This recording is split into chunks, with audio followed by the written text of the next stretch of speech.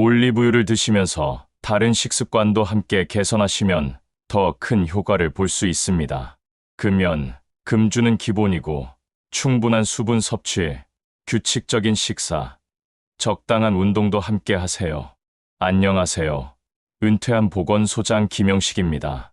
40년간 주민 건강을 돌보며 현장에서 쌓은 경험을 바탕으로 시니어 분들이 올리브유를 안전하고 효과적으로 드실 수 있도록 실질적인 정보를 전해드립니다. 현장 경험이 많다 보니 유행만 믿고 무턱대고 먹는 건강식품이 오히려 해가 되는 경우를 수없이 봤습니다. 진짜 중요한 건 광고가 아니라 내 몸에 맞는 실질적인 정보라는 걸 깨달았습니다. 요즘 올리브유에 대한 관심이 정말 많아졌죠. 하지만 올리브유도 내 건강과 상황에 맞춰서 잘 고르고 잘 먹는 게 정말 중요합니다. 특히 시니어 분들은 몸의 상태나 복용하는 약물, 소화 능력 등을 더 꼼꼼히 고려해야 합니다. 올리브유에는 올레인산이라는 단일불포화 지방산이 풍부하여 나쁜 콜레스테롤은 낮추고 좋은 콜레스테롤은 높여줍니다. 이 성분은 우리 몸의 혈관 건강에 정말 중요한 역할을 합니다. 혈관벽에 쌓인 나쁜 콜레스테롤을 제거하고 혈관을 유연하게 만들어주는 효과가 있거든요. 비타민 E와 폴리페놀 같은 항산화 성분도 많아 염증을 줄이고 세포 손상을 막아줍니다. 특히 폴리페놀은 강력한 항산화 작용을 해서 우리 몸의 노화를 늦춰주고 각종 만성 질환을 예방하는 데 도움이 됩니다. 올리브유의 올레오칸탈이라는 성분은 천연 항염제 역할을 합니다. 이 성분은 이부프로펜과 비슷한 항염 효과를 가지고 있어서 관절염이나 염증성 질환에 도움이 될 수 있습니다. 하지만 나이가 들면서 몸의 대사 능력이 떨어지고 복용하는 약물이 많아지면 올리브유의 효과나 부작용이 달라질 수 있어 주의가 필요합니다. 실제로 제가 보건소에서 일할 때 60대 후반의 한 어르신이 인터넷에서 본 정보를 따라 매일 아침 공복에 올리브유를 한 컵씩 마셨다가 급성 췌장염으로 응급실에 실려온 일이 있었습니다. 그때 정말 올리브유도 올바른 방법으로 드셔야 한다는 걸 절실히 깨달았습니다. 좋은 올리브유를 선택하려면 먼저 라벨을 꼼꼼히 확인하세요. 엑스트라 버진 올리브유라고 적혀 있는지 확인하는 게 가장 중요합니다. 이게 가장 순수하고 영양가가 높은 올리브유입니다. 엑스트라 버진은 올리브를 첫 번째로 압착해서 얻은 기름으로 화학적 처리를 전혀 하지 않은 가장 자연스러운 상태입니다. 산도도 확인해서 0.8% 이하, 가능하면 0.2% 이하인 제품을 선택하세요. 산도가 낮을수록 올리브가 신선했을 때 짜낸 것이고 품질이 좋다는 뜻입니다. 산도가 높으면 올리브가 상했거나 보관이 잘못된 것일 수 있어서 맛도 좋지 않고 건강에도 좋지 않습니다. 색깔은 진한 녹색이나 황금색이 나는 것이 좋고 병을 열었을 때 풀 냄새나 과일 향이 나야 합니다. 곰팡이 냄새나 시큼한 냄새, 기름진 냄새가 나면 산패되었거나 품질이 좋지 않은 겁니다. 냄새를 맡을 때는 코를 병 입구에 가까이 대고 깊게 들이마셔 보세요. 맛을 볼 때는 조금 쓰고 매운맛이 나는 게 오히려 정상입니다. 이건 폴리페놀이라는 건강 성분이 많이 들어있다는 신호거든요. 목 뒤쪽이 살짝 따갑거나 기침이 나올 수 있는데 이것도 좋은 올리브유의 특징입니다. 너무 달거나 맛이 없으면 좋지 않은 올리브유일 수 있습니다. 수확 날짜나 제조 날짜도 확인해서 최근에 만든 것을 선택하고 어두운 색 유리병에 담긴 제품을 고르세요. 올리브유는 빛에 약하기 때문입니다. 올리브유는 포도주처럼 오래될수록 좋아지는 게 아닙니다. 보통 18개월에서 24개월 정도가 유통기한인데 개봉 후에는 6개월 이내에 드시는 게 좋습니다. 원산지도 중요합니다. 스페인, 이탈리아, 그리스 같은 지중해 지역이 올리브 재배의 최적지입니다. 하지만 요즘에는 칠레, 호주, 캘리포니아 같은 곳에서도 좋은 올리브유를 생산하고 있습니다. 중요한 건 어느 나라 제품이냐가 아니라 실제 품질이 어떠냐입니다. 시니어 분들이 특별히 주의해야 할 점들을 말씀드리겠습니다.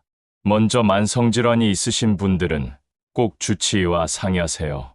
당뇨병이 있으시면 올리브유 한 큰술에 약 120칼로리가 들어있어서 혈당 관리에 영향을 줄 수 있습니다.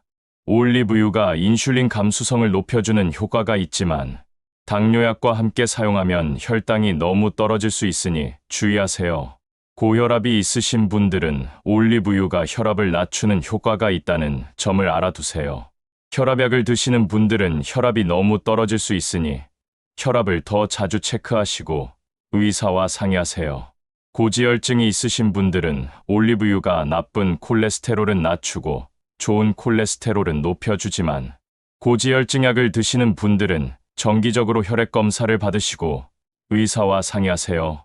심장병이 있으신 분들은 더욱 조심하셔야 합니다. 특히 와파린 같은 혈액 희석제를 드시는 분들은 올리브유가 혈액 응고에 영향을 줄 수 있으니 반드시 의사와 상담하세요. 간이나 췌장에 문제가 있으신 분들도 주의가 필요합니다. 간에 문제가 있으면 지방 대사가 잘 안 되기 때문에 올리브유를 많이 드시면 간에 부담이 될 수 있습니다. 췌장에 문제가 있으면 지방 소화가 어려워서 올리브유를 먹으면 복통이나 설사가 생길 수 있습니다. 약물과의 상호작용은 정말 중요한 문제입니다. 혈전약이나 혈액 희석제를 드시는 분들은 올리브유가 혈액 응고에 영향을 줄 수 있으니 꼭 의사와 상의하세요. 와파린, 아스피린, 클로피도그레 같은 약을 드시는 분들이 특히 주의해야 합니다. 혈압약을 드시는 분들도 주의하세요. AC 억제제, 베타 차단제, 칼슘 채널, 차단제 같은 혈압약과 올리브유를 함께 드시면 혈압이 너무 떨어질 수 있습니다. 고지혈증약인 스타틴 계열 약물과 올리브유를 함께 드시는 경우도 주의가 필요합니다. 정기적으로 혈액 검사를 받으시고 근육통이나 피로감 같은 증상이 있으면 의사에게 알리세요.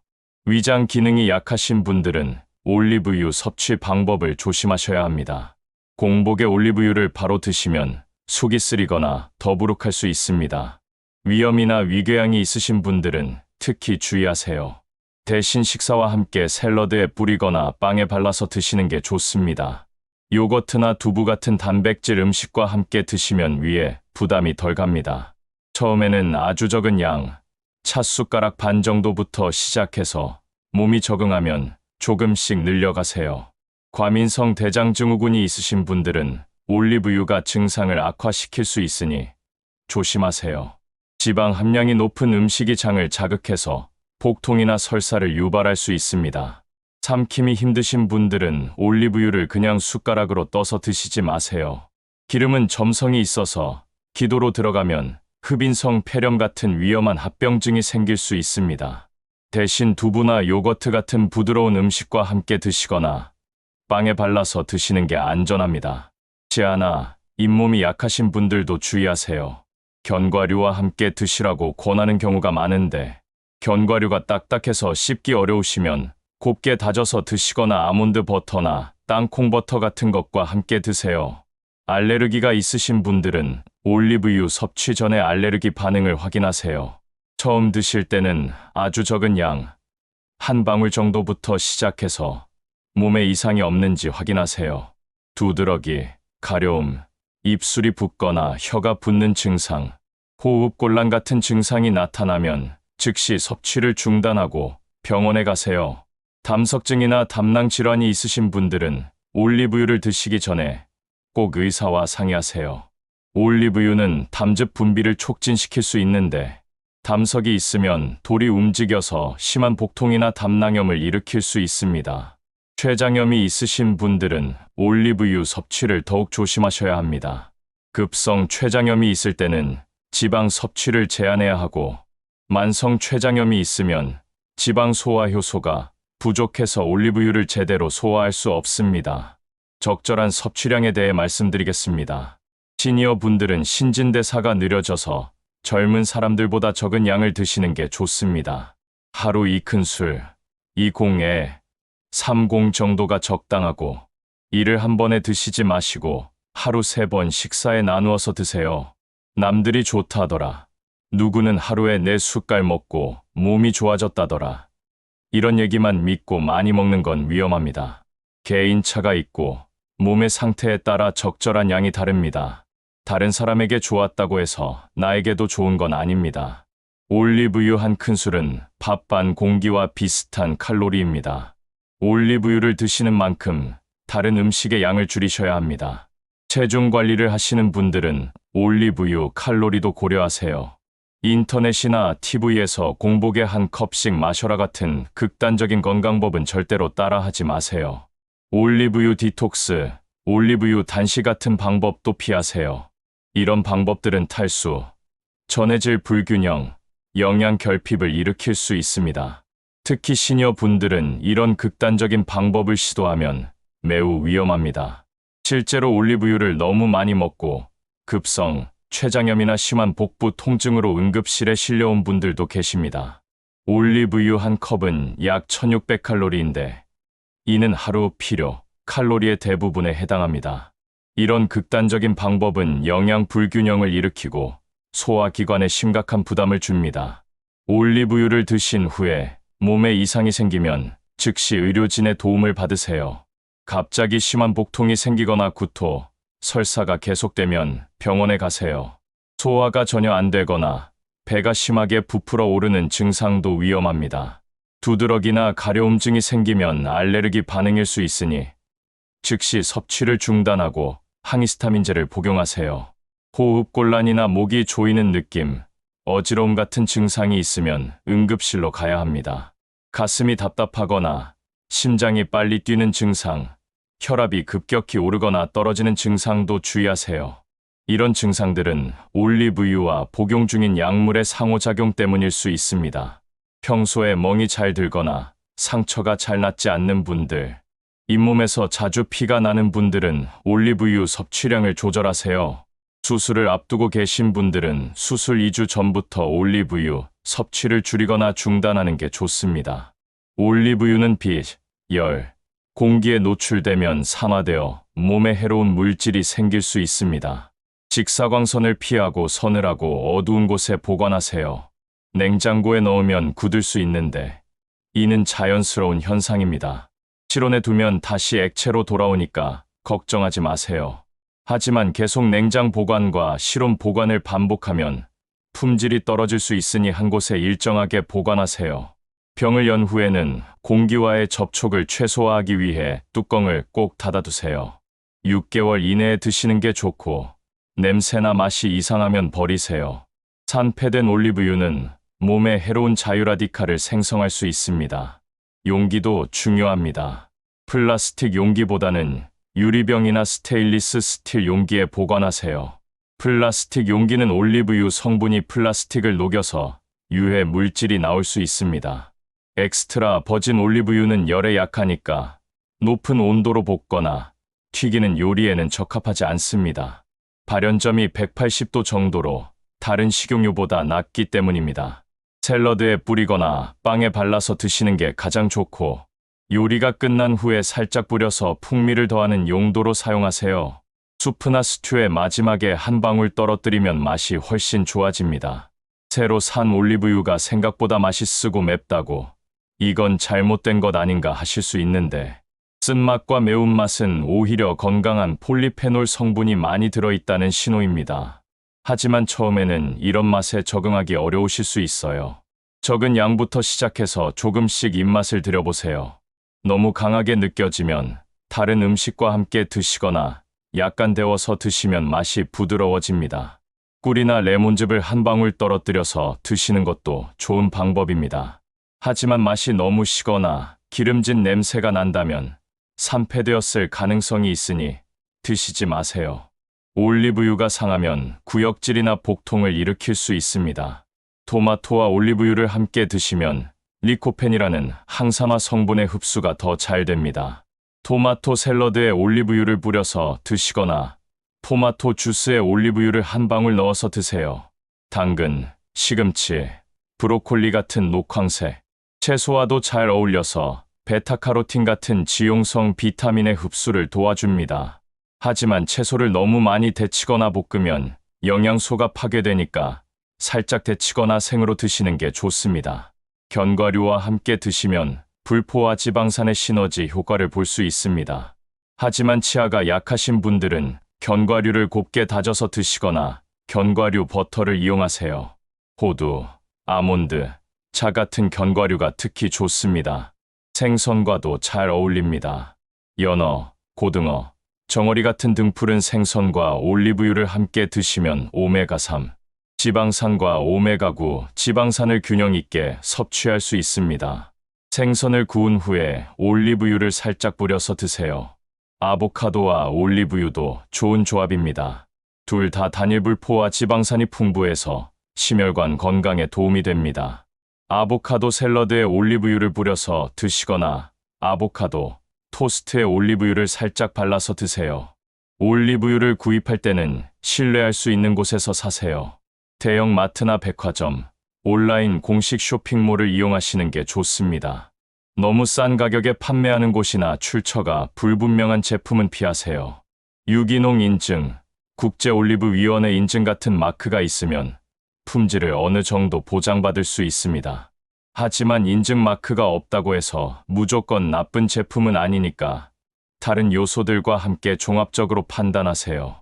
유통기한도 꼭 확인하시고 병이 깨지거나 라벨이 훼손된 제품은 사지 마세요.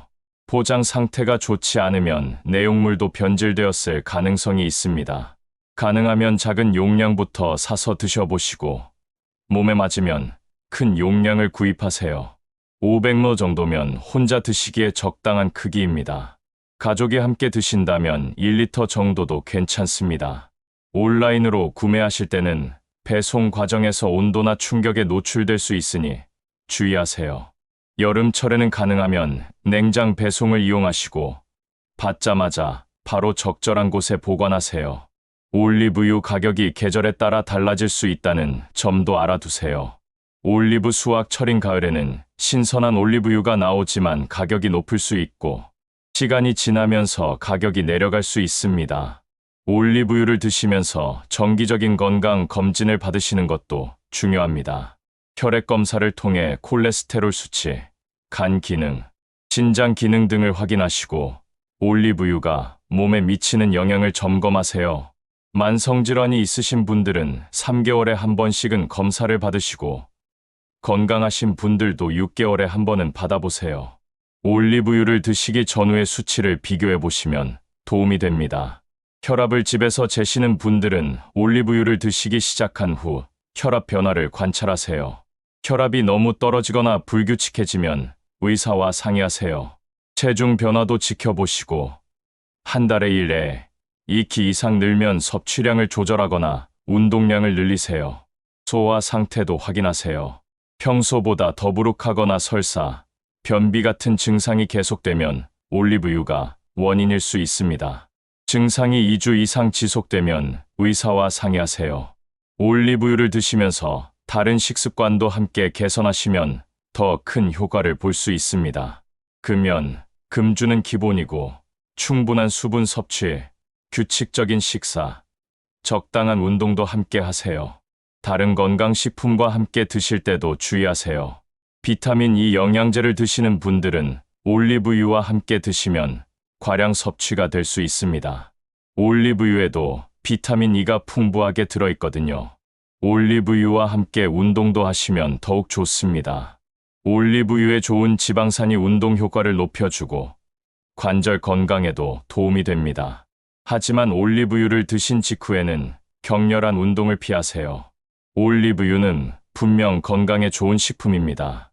하지만 만능 치료제는 아닙니다. 올리브유를 드신다고 해서 모든 건강 문제가 해결되는 건 아닙니다. 전반적인 식단의 균형, 규칙적인 운동, 충분한 휴식, 스트레스 관리 등이 함께 이루어져야 진정한 건강을 얻을 수 있습니다. 또한 개인차가 있다는 점도 잊지 마세요. 어떤 분에게는 도움이 되는 양이 다른 분에게는 과할 수 있습니다. 내 몸의 신호를 잘 들어보시고 몸에 맞는 방법을 찾아가세요. 무엇보다 과하지 않게 꾸준히 드시는 게 건강을 지키는 지름길입니다. 급격한 변화보다는 점진적인 개선이 더 안전하고 효과적입니다. 올리브유를 통해 더 건강하고 맛있는 식생활을 즐기시되 항상 안전을 최우선으로 생각하세요. 내 몸의 상태와 복용하는 약물, 알레르기 여부 등을 종합적으로 고려해서 현명하게 선택하고 드시기 바랍니다. 혹시 올리브유를 드시면서 궁금한 점이나 불편한 점이 있으시면 주저하지 마시고 전문가와 상담하세요. 가까운 병원의 가정의학과, 내과, 영양상담실을 이용하시거나 보건소의 영양상담을 받아보세요. 요즘 인터넷이나 소셜미디어에서 올리브유에 대한 각종 정보들이 넘쳐나고 있습니다. 하지만 그 중에는 과장된 내용이나 검증되지 않은 정보들도 많으니 주의하세요. 믿을 만한 의료기관이나 영양 전문가의 조언을 구하시는 게 가장 안전합니다. 마지막으로 올리브유를 드시면서 가장 중요한 건 꾸준함입니다.